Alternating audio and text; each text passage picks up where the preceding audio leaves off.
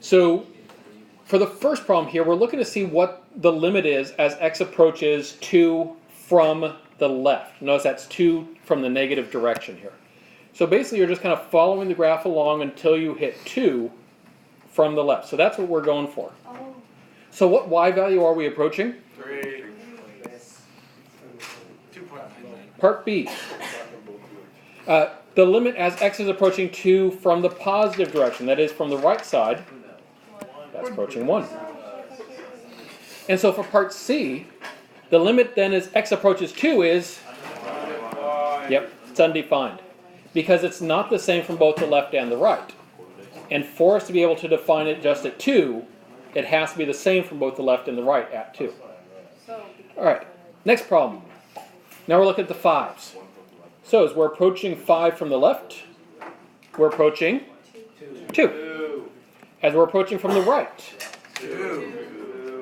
And so then, what is the limit as x approaches 5? 2. The graph, the curve itself, is approaching 2. So from the left and from the right, we're approaching that value of 2. Now, this one didn't ask it, but if it had asked what is g of 5, like what is the value at 5, that's the one that would be 1. But in terms of what is the limit, that is what's it approaching from both sides, the fact that it's an open circle doesn't matter. It doesn't change anything there. So we're looking for end behavior of a polynomial here. Now remember, there's only 4 different options, and it's all based on what's happening at the ends. It could be up, up. That would represent a graph kind of like a parabola, where it's going up on the left and it's going up on the right. It could be up, down. The most common type of this is cubic graphs that are doing that sort of a thing. Similarly, down, up would be doing the same kind of a thing, except there it's starting down on the left and then it's going up on the right. And of course, down, down.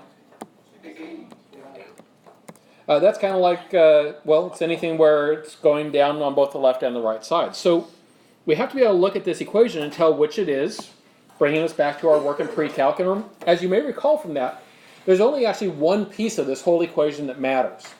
It's only the biggest exponent term.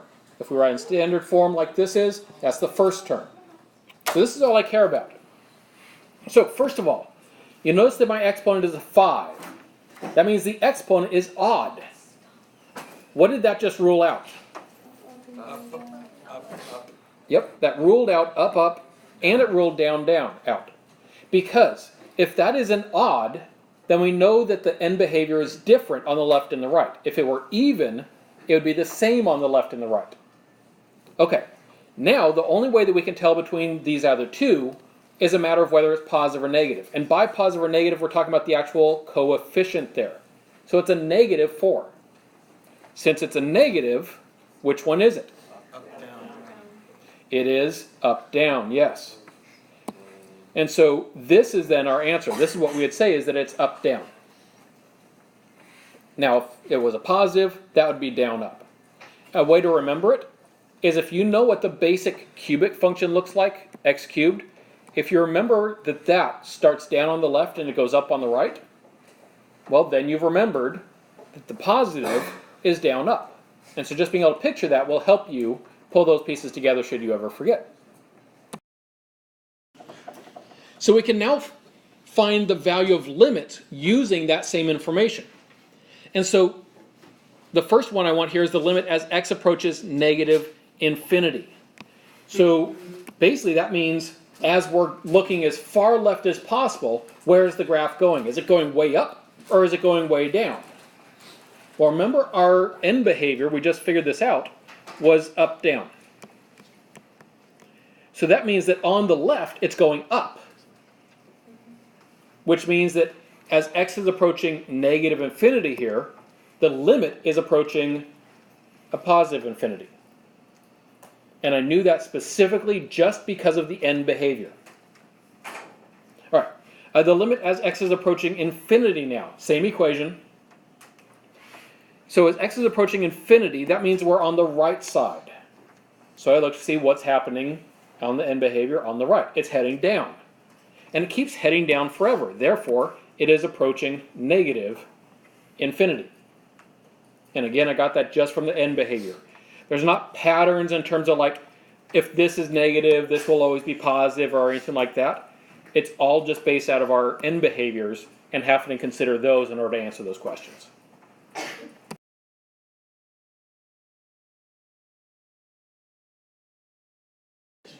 So for this one, if I'm going to evaluate this limit, this infinite limit, by the way, this category of stuff we're doing today is generally called infinite limits because they're limits as x is approaching infinity or negative infinity. Again, all we have to really look at to evaluate that limit is our first term because, yes, that is our biggest exponent term. All right, the fact that it's even, that tells me that it's either up, up, or it's down, down. Which one is it? Down, down. Yes, because it's negative. And again, if you ever forget, the way that I can always remember this, if I ever forget that, is I know what the graph of x squared looks like, and I know what the graph of negative x squared looks like. And so I can always just go back to that, knowing that x to the 6th is following the same rule. All right, so we know then that it is going to be down, down, which means that if I want to know the limit as x is approaching negative infinity, that's the first one we reach, it's the one on the left, is heading down. Therefore, the limit, the answer here, is negative infinity.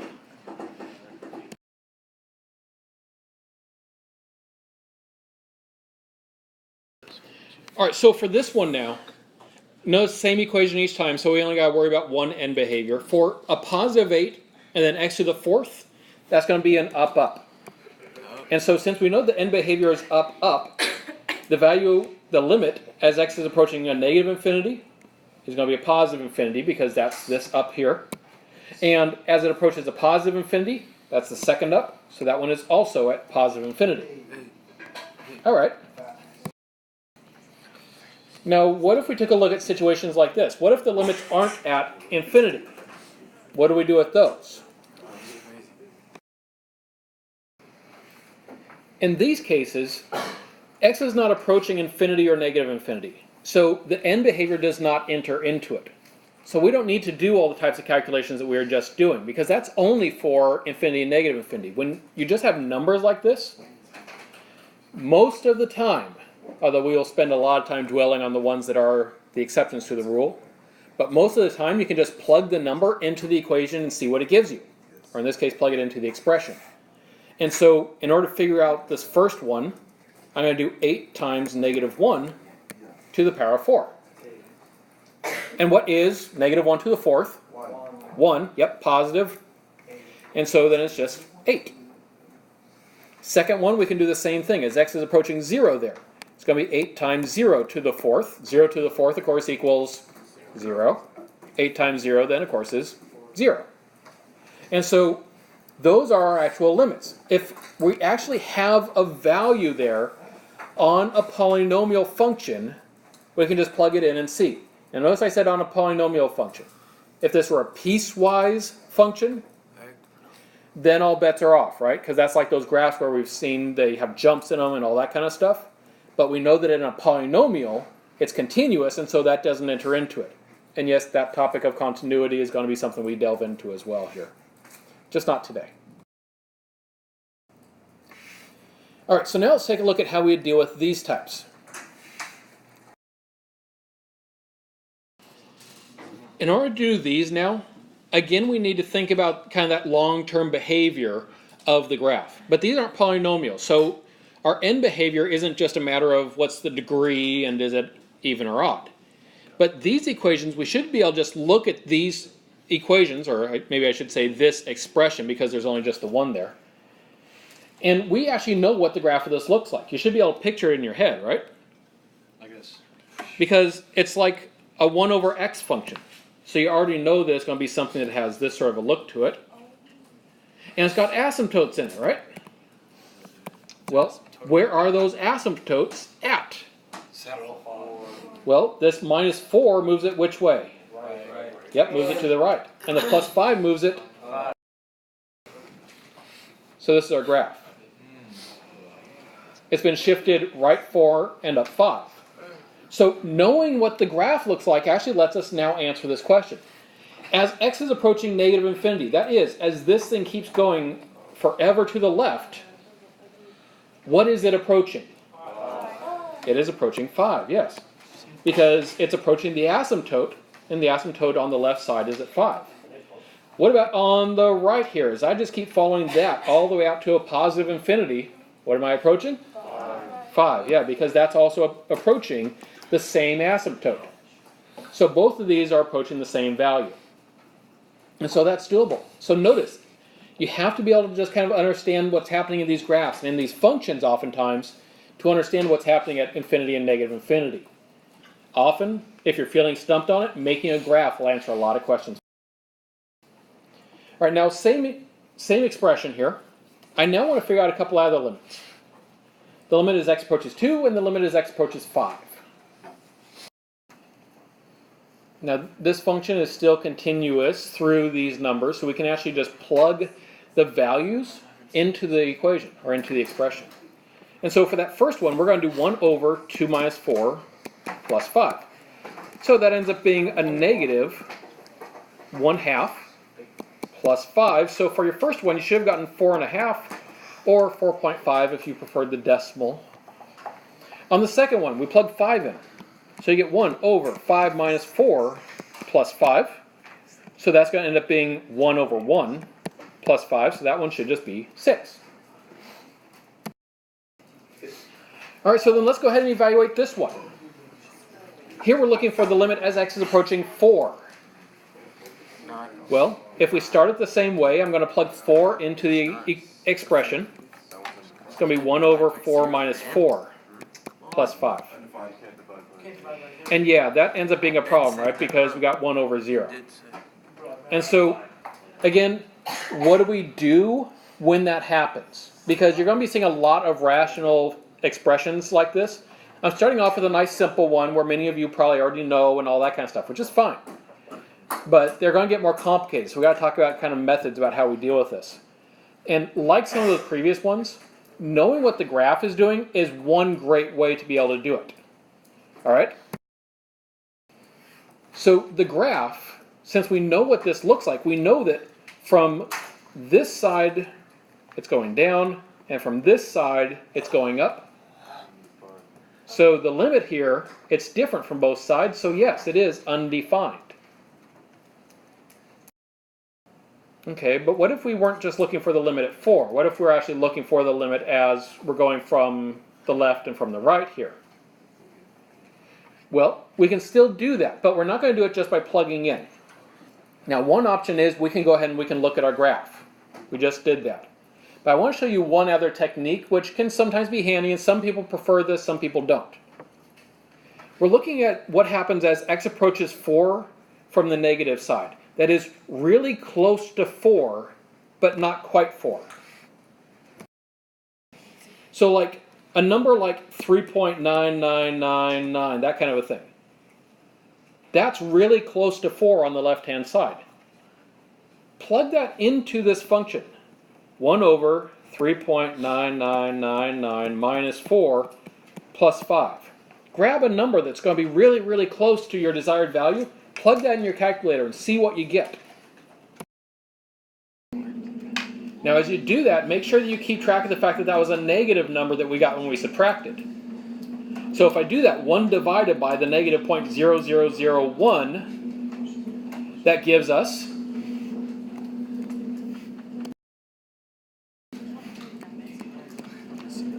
gives us 10,000 plus 5. Well, that's just going to be 10,000.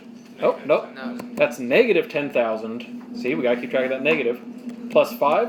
And so it's negative 9,995. That's a really, really negative number. And hence, we can figure out, well, it's getting very, very negative, hence why we could get that it's negative infinity. It's going to be very, very negative numbers. We can see that as we got even closer with that number to 4, that this number gets even more negative. That's just as an alternative to looking at the graph if you're not a graph person. We can do the same thing with the second one. Of course, that one's approaching a positive infinity. As you plug in like 4.00001, it gives you a very, very big number. And the closer you get to 4, the closer to infinity it'll be. And that's why we can see that here again on the graph. Negative infinity coming from the left, positive infinity coming from the right. All right, so now let's actually figure out something that looks a little bit more complicated. The limit as x is approaching 5 from the left-hand side of e to the x over x minus 5 cubed. Please figure out what that limit equals. All right, now one method that you could use on this is you could actually do kind of like what we did with the last problem. I could take a number that's really close to 5 from the left-hand side. Like I could actually take a number like 4.9999999. I could put as many 9s there as I wanted to make it really close to 5 from the left side. Plug that in for x wherever it appears. Notice there's 2 places we'd have to plug it in, and see what it gives you. Now some of you, if you're really astute with your math, you might even be able to just reason through, okay, will this be positive or negative if I do that? And will this be positive or negative if I do that? And you might be able to see it from that as well. But if you can't, make the graph, because that also will work. If we make the graph, this is one way that would come out looking here. Notice what the graph is doing as we move to the right. And as we're getting closer and closer to where 5 is over here. It's going down. And it's going down very, very quickly, right? So, what does it look like it's approaching? Negative infinity. And yes, it is in fact approaching negative infinity. Alright, so for this one, the first question we're facing is how can we find the limit without making a graph? And so following on the types of things we've been talking about, one strategy is that we can plug in a number that's very, very close to the negative 3 from the left-hand side. So in this case, that'd be like negative 3 point, lots of zeros with a 1. That sort of thing would be really close to 3 from the left-hand side. And I can plug that in. Now, let's actually just see what we would expect that to give me. If I plug this into the top, would I get a positive or a negative number? That'd give me a negative, right? And if I plug it into the bottom of this, would that give me a positive or a negative there? Negative. A negative. So my answer then should be what? Positive or negative? Positive. It should be positive. And so we know that it's positive. If we know the answer is either going to be infinity or negative infinity, we just figured out that the answer should be infinity. Now we would know that because you notice that x plus 3, if I try plugging that in, I get 0. I can't divide by 0, so it's telling me there's an asymptote there. Now, of course, we could actually make the graph to see it. So there's the asymptote drawn in at negative 3. And you can see that from the left-hand side, as we're heading up, you're approaching infinity. So yes, the answer is a positive infinity there. And these are the sorts of techniques. There's many different techniques. You can kind of pick and choose which one's best for a particular problem. These are the techniques you're going to be using on tonight's assignment.